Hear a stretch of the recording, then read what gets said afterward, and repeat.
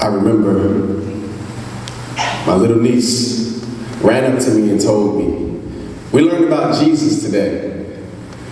And I could tell by her smile she was so excited to learn about this man that she did not quite know yet, but she knew without a doubt for it to be true, because after all, Mommy said so.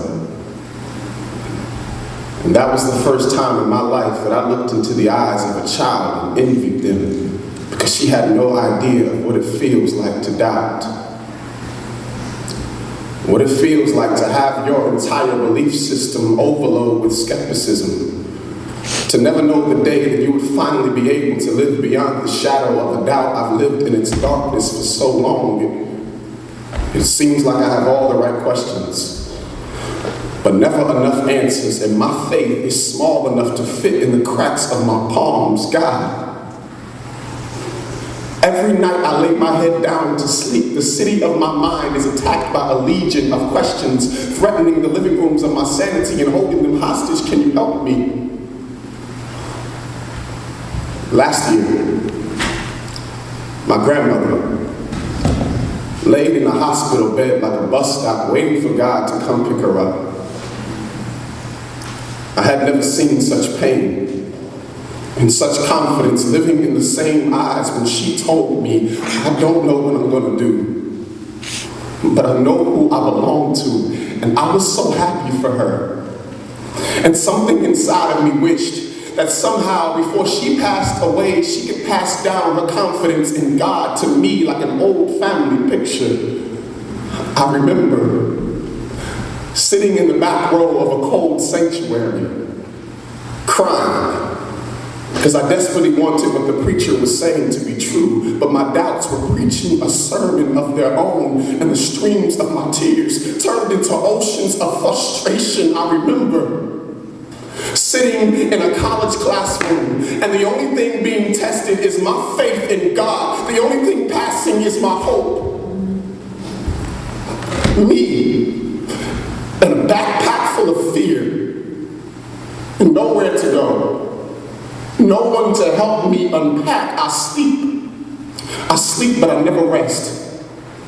These lines around my eyes are not wrinkles, they are maps that show you the winding roads that lead to my pain. I'm tired.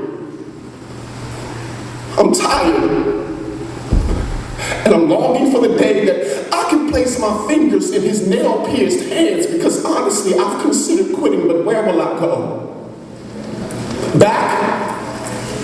There's no home for the living in the land of the dead, so I keep pressing forward. Today I have faith, but I can't make any promises about tomorrow. I'm surprised I've held on this long. God, just make me feel like I'm not crazy. God, let me know that I'm not just making friends with these walls when I pray. I'm not questioning you. I just got questions. Don't leave me here.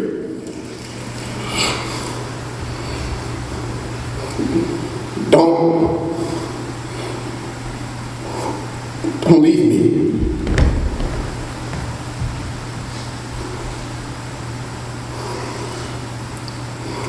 My child,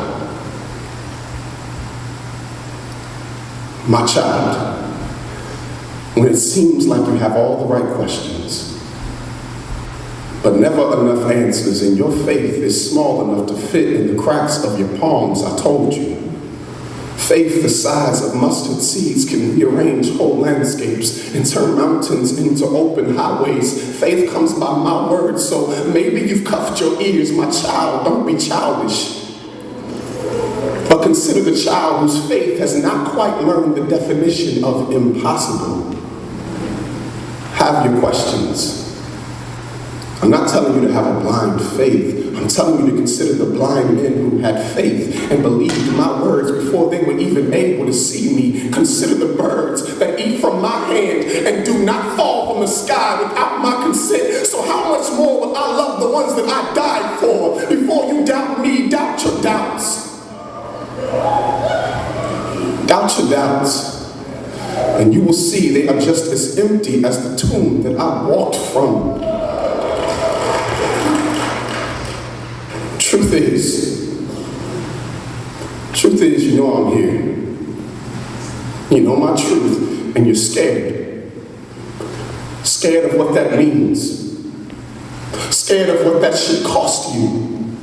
That one day they will all laugh you right out of their classrooms and scorn you out of their courtrooms. But my love serves as an eviction notice to anxiety. When they cast stones, my love casts out fear. I am the author and finisher of your fate. I've never started a work that I will not finish. I am the